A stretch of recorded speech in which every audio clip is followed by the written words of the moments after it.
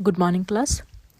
आज जो मैं टॉपिक आप लोगों के लिए लेकर आई हूँ वो टॉपिक बच्चों आपको कभी ना कभी आपके पढ़ाई के किसी न किसी स्टेज पे आपको उसकी ज़रूरत पड़ती है, और ख़ास करके आपके कोई भी डिग्री कोर्स के फाइनल ईयर में, स्पेशली फाइनल सेमेस्टर में, लास्ट सेमेस्टर इसको हम बोलते हैं, उसमें आपको इसकी बहुत ज़रूरत पड़ती है। तो ये है आपका जो मैं आज लेकर आई हूँ प्रोजेक्ट, कैसे आप बनाते हैं, क्या क्या आपके प्रोजेक्ट के जो प्रिलिमिनरी पेजेस होते हैं, जो स्टार्टिंग के पेजेस होते हैं, प्रोजेक्ट की मेन बॉडी शुरू होने से पहले के जो पेजेस होते हैं वो क्या क्या होने चाहिए, उसमें क्या क्या चीज़ें हमें लिखनी चाहिए। क्योंकि अक्सर बच्चे इसमें गलती कर देते हैं, हेडिंग डाल देते हैं, लेकिन उनको ये नहीं पता होता कि इसके अंदर आना क्या है। ठीक है, कॉपी कर लेंगे, पता नहीं होता क्या डालना है उसके अंदर, लेकिन फिर भी कॉपी करते वक्त भी नहीं पता होता तो गलत कॉपी कर लेते हैं। तो मैं आपको स्टार्टिंग से बताऊंगी कि कौन कौन से पेजेस होते हैं, कैसे उनको फॉर्मेट किया जाता है प्रोजेक्ट में। ठीक है, तो आइए स्टार्ट करते हैं। तो बच्चों, जब भी आप कभी प्रोजेक्ट बनाएं तो सबसे पहले जो फर्स्ट पेज उसका होता है वो होता है हमारा कवर पेज, जिसको हम टाइटल पेज भी बोलते हैं। ठीक है, अब जो कवर पेज है उसमें क्या क्या चीज़ें आती हैं, देखिए मैंने यहाँ पे आपको एक पीडीएफ भी शो कर रही हूँ मैं साथ के साथ। ये एक प्रोजेक्ट है फाइनल ईयर के स्टूडेंट का। ठीक है, तो कवर पेज में जो जो चीज़ें आती हैं वो मैं आपको बताती जा रही हूँ। सबसे पहले आता है टाइटल ऑफ योर प्रोजेक्ट, मतलब आप अपना प्रोजेक्ट किस टाइटल पे बना रहे हो, क्या सब्जेक्ट है आपका। आप रेलवे पे बना रहे हो, आप लाइब्रेरी मैनेजमेंट सिस्टम पे बना रहे हो, आप एयरलाइंस पे बना रहे हो, आप स्कूल पे बना रहे हो, कॉलेज पे बना रहे हो, कुछ भी आप बना रहे हो, वो होता है टाइटल आपके प्रोजेक्ट का। तो सबसे ऊपर बोल्ड लेटर्स में आपका टाइटल आता है। ठीक है, उसके बाद आता है आपके प्रोजेक्ट का केस स्टडी, कि मैं ये केस स्टडी बना रहा हूँ, रिसर्च प्रोजेक्ट बना रहा हूँ, या मेरा रिसर्च वर्क है, या मेरी थीसिस है, या मेरा प्रोजेक्ट है। जो भी चीज़ होती है वो आप मेंशन करते हो कि टाइटल ऑफ द प्रोजेक्ट और अ केस स्टडी या अ प्रोजेक्ट, देन रिसर्चर का नाम या स्टूडेंट का नाम, जो भी आपका नाम है जिसने प्रोजेक्ट बनाया है वो आता है।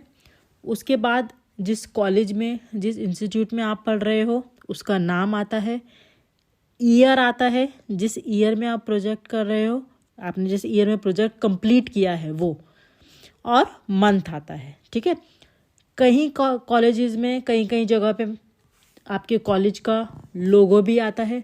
अगर आपका कॉलेज किसी यूनिवर्सिटी से एफिलिएटेड है तो जहाँ पे आप कॉलेज का नाम लिखेंगे उसी के नीचे आप affiliated by so and so university लिख देंगे। ठीक है, लोगो अगर आपने लगाना है जैसे कि यहाँ पे है, तो आप बीच में अपने कॉलेज का या अपनी यूनिवर्सिटी का लोगो भी लगा सकते हैं।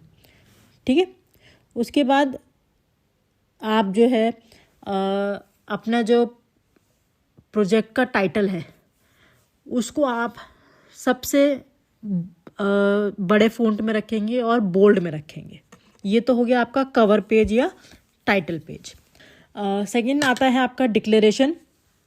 डिक्लेरेशन का मतलब बच्चों ये होता है कि आप डिक्लेयर कर रहे हो कि यस, दिस रिसर्च वर्क और this project work is original and is conducted by मी।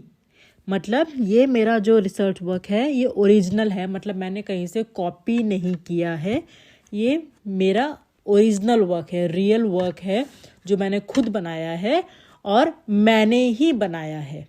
ठीक है, उसके बाद आप इसमें डिक्लेयर करके देखिए, यहाँ पे मैंने आपको पूरा बता रखा है कि आई, फिर अपना नाम सो एंड सो, जो भी आपका नाम है, hereby declare that so and so project, अपने प्रोजेक्ट का नाम is the original work and is been done by me. उसके बाद आप नीचे अपना फुल नेम लिखेंगे, आपका जो भी रजिस्ट्रेशन नंबर है कॉलेज का या यूनिवर्सिटी का वो लिखेंगे, जो भी सुपरवाइज़र या आपका गाइड है या आपका जो भी जिसने आपको प्रोजेक्ट के लिए हेल्प आउट किया है, आपकी एचओडी है, आपका एचओडी है, या आपका जो भी सुपरवाइज़र है उसका नाम लिखेंगे। ठीक है, उसके बाद बच्चों आता है सर्टिफिकेट। सर्टिफिकेट बच्चों दो तरीके का होता है।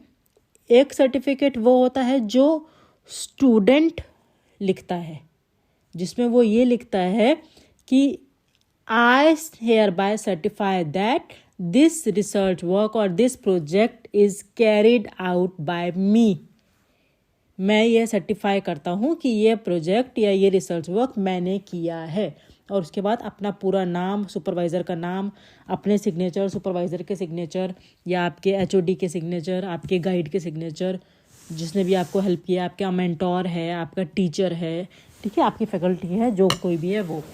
दूसरा सर्टिफिकेट बच्चों होता है जो आपका गाइड या आपका जो भी मेंटोर है वो आपके नाम का बनाता है। This is to certify that this work, this research work और दिस थीसिस वर्क और this project work has been carried out by so and so student under my guidance. मतलब अगर मैं आपको प्रोजेक्ट बनवा रही हूँ अपने अंडर में, तो what I will certify is कि आई हेयर बाय सर्टिफाई या आई कॉमा मैं अपना नाम लिखूंगी, doctor Divya Dhyani hereby certify that this research work और this project is being carried out by the students name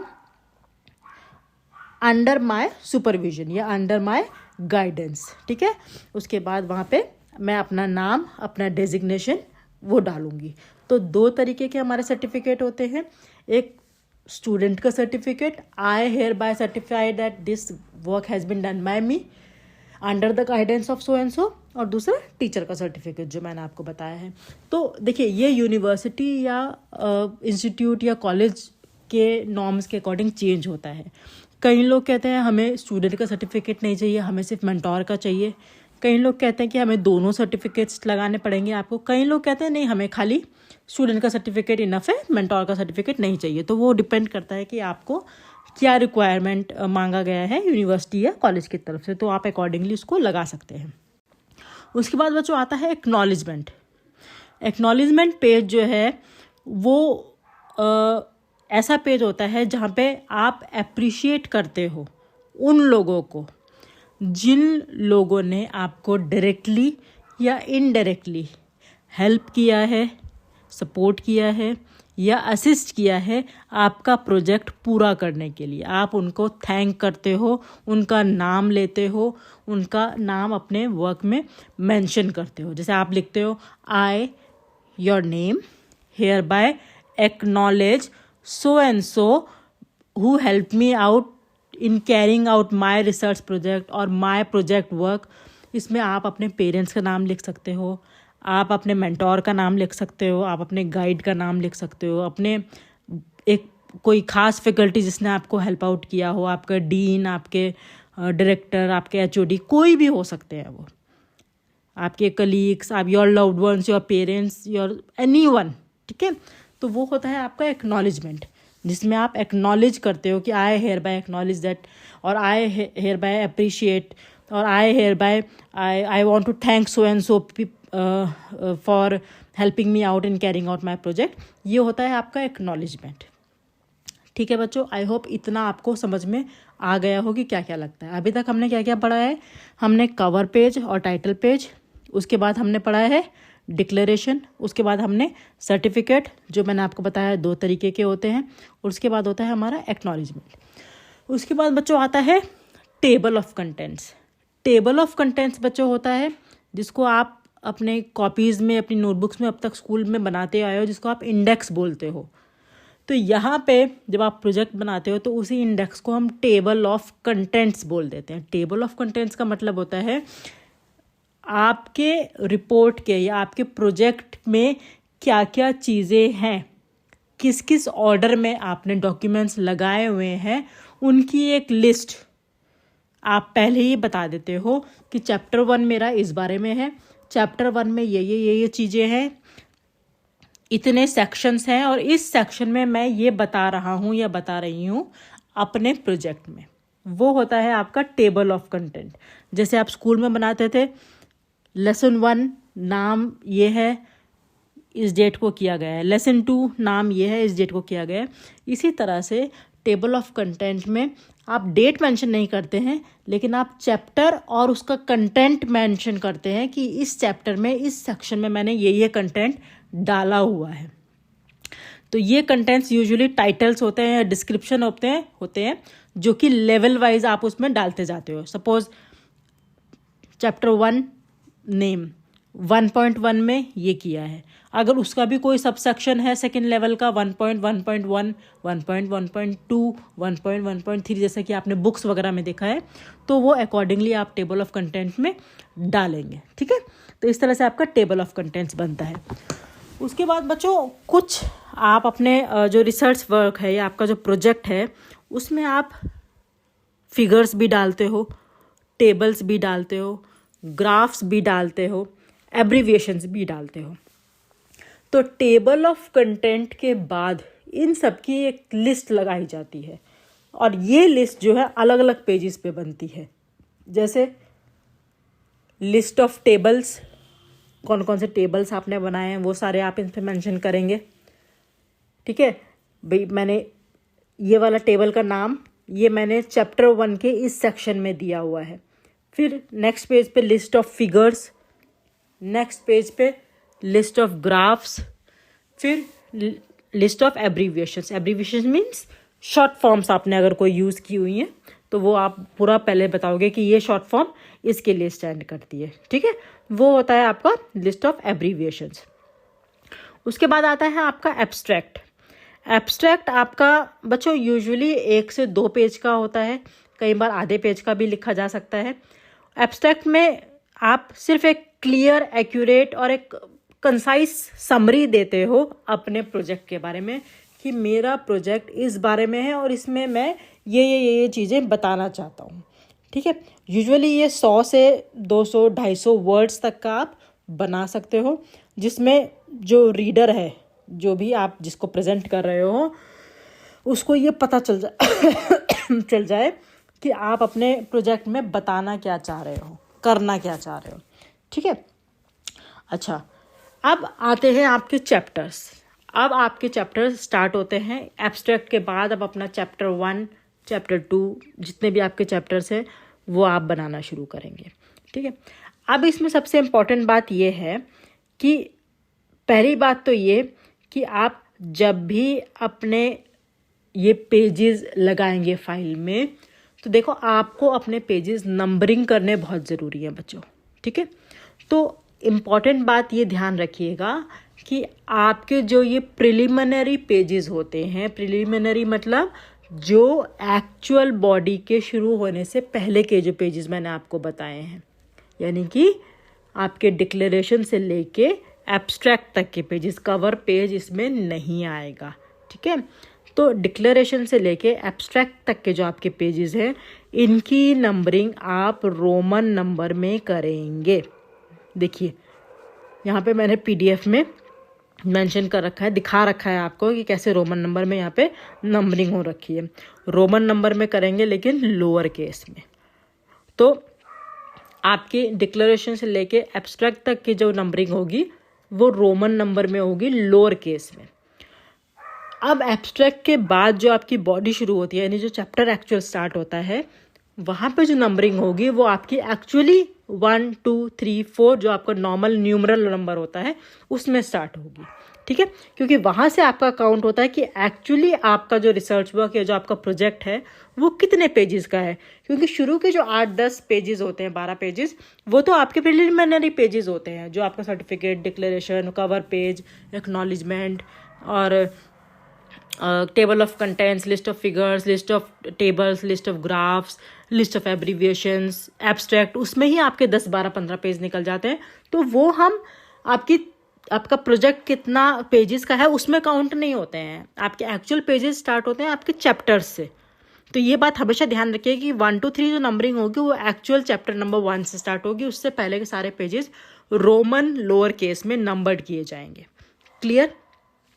उसके बाद आप दूसरी बात का क्या ध्यान रखेंगे कि आप अपना जो मंथ है और जो ईयर है अपने प्रोजेक्ट के सबमिशन का वो आप सही लिखें।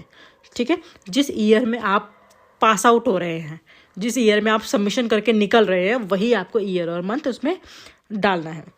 उसके बाद जब आप अपने पेजेस सारे लगा लेंगे, उसमें सारे चैप्टर्स आप लगा लेंगे, लास्ट में आप उसको कंक्लूड करेंगे। लास्ट आपका चैप्टर होगा कंक्लूजन का, और उसके बाद आप लगाएंगे लास्ट में बिब्लियोग्राफी एंड ऑब्लिक रेफरेंसेस। उसमें आप क्या लगाएंगे, आपने अपना प्रोजेक्ट करने के लिए पूरा या अपनी थीसिस पूरी करने के लिए जहाँ भी सोर्सेस से आपने मटेरियल उठाया है, चाहे वो आपने वेबसाइट से उठाया है, चाहे वो किसी बुक से उठाया है, चाहे वो किसी रिसर्च पेपर से उठाया है, आपने कहीं से भी मटेरियल उठाया है, क्योंकि ऑब्वियसली बात है इतना थीसिस या प्रोजेक्ट लिखना पूरा तो हम दिमाग से लिख नहीं सकते हैं, कोई भी नहीं लिख सकता है। कहीं ना कहीं से हम थोड़ा सा हिंट लेते हैं, थोड़ा सा आइडिया लेते हैं, तो वो चीज़ वो हम मेंशन करेंगे बिब्लियोग्राफी एंड रेफरेंसेस में कि हमने यहाँ से अपने आइडियाज़ लिए हैं, यहाँ से हमने हिंट्स लिए हैं, ये टॉपिक्स, ये रिसर्च पेपर्स हमने पढ़े हैं अपने प्रोजेक्ट को पूरा करने के लिए, या यहाँ से हमने हेल्प ली है। वो देखिए मेंशन करना बहुत ज़रूरी होता है और उसमें कोई गलत बात भी नहीं है, क्योंकि अगर आपने किसी का कहीं से डेटा उठा के अपने प्रोजेक्ट में डाला है और आप उसका नाम नहीं दे रहे हैं तो वो इलीगल है, वो चुराया हुआ है। ठीक है, उस पर अगर जिसका भी आपने डेटा उठाया है, अगर वो चाहे तो वो आप पे केस कर सकता है। तो इसलिए it is better to always mention the name of that particular website और पर्टिकुलर बुक और रिसर्च पेपर, और उसका नाम या वो सोर्स ज़रूर मेंशन करना ज़रूरी है जहाँ से भी आपने डेटा उठाया है। अपनी बिब्लियोग्राफी में रेफरेंसेस में उसका नाम डाल दीजिए कि ये डेटा मैंने यहाँ उठाया है। 1 नाम, 2 नाम, 5 नाम, 10 नाम डाल दीजिए। 1 भी नहीं डालना है, कोशिश कीजिए 5 से ज़्यादा रखिए और 10 से कम रखिए। ठीक है, तो आपका जो प्रोजेक्ट है, अगर आप उसमें कोडिंग का पार्ट में हटा दूं कि आपने कोड डाला हुआ है और स्क्रीनशॉट में हटा दूं, तो मेरे हिसाब से 60 पेजेस के आसपास होना चाहिए। कोड डाल के तो देखिए कोड तो बहुत बड़ा है, कोड डाल के तो वो पेजेस वैसे ही बढ़ जाएंगे। तो बेसिकली चेक शुरू के पेजेस होते हैं। अब इसमें अंदर चैप्टर्स में होता क्या है, वो सबका अलग अलग होता है। ग्रेजुएशन में अलग होता है, BSc IT BCA का अलग होता है, MCA का थोड़ा सा और वास्ट हो जाता है, थोड़ा सा और उसमें चीज़ें नहीं आ जाती हैं। मोर और लेस जो प्रिलिमिनरी पेजेस होते हैं वो सेम रहते हैं। ठीक है, और उसके बाद फिर MTech का जो रिसर्च वर्क जो थीसिस होती है वो अलग होती है, MPhil की अलग होती है, PhD की अलग होती है। उसके लिए मैं और वीडियोस अपलोड करूँगी कि PhD की थीसिस में क्या क्या चीज़ें होनी चाहिए, MPhil MTech की थीसिस में क्या क्या चीज़ें होनी चाहिए। तो जो लोग वो कोर्स कर रहे हैं उनको भी थोड़ा सा हेल्प आउट होगा। तो बेसिक जो फ्रेमवर्क है वो यही रहता है। तो इसको अगर आप फॉलो करके चलेंगे तो आपको एडिटिंग बहुत कम करनी पड़ेगी। आई होप आज का वीडियो आप लोगों के लिए यूज़फुल हो और आपको हेल्प कर पाए आपके फाइनल ईयर को अच्छी तरीके से ख़त्म करने के लिए। ठीक है, अच्छी तरीके से आप लोग अपना फाइनल ईयर पूरा कीजिए और आई होप कि आपका पढ़ाई अच्छे से जा रही हो। नेक्स्ट वीडियो में मिलेंगे एक नया टॉपिक लेके। ठीक है, तब तक अच्छे से पढ़ते रहिए और अपना खूब ध्यान रखिए। थैंक यू सो मच, मिलते हैं नेक्स्ट वीडियो में।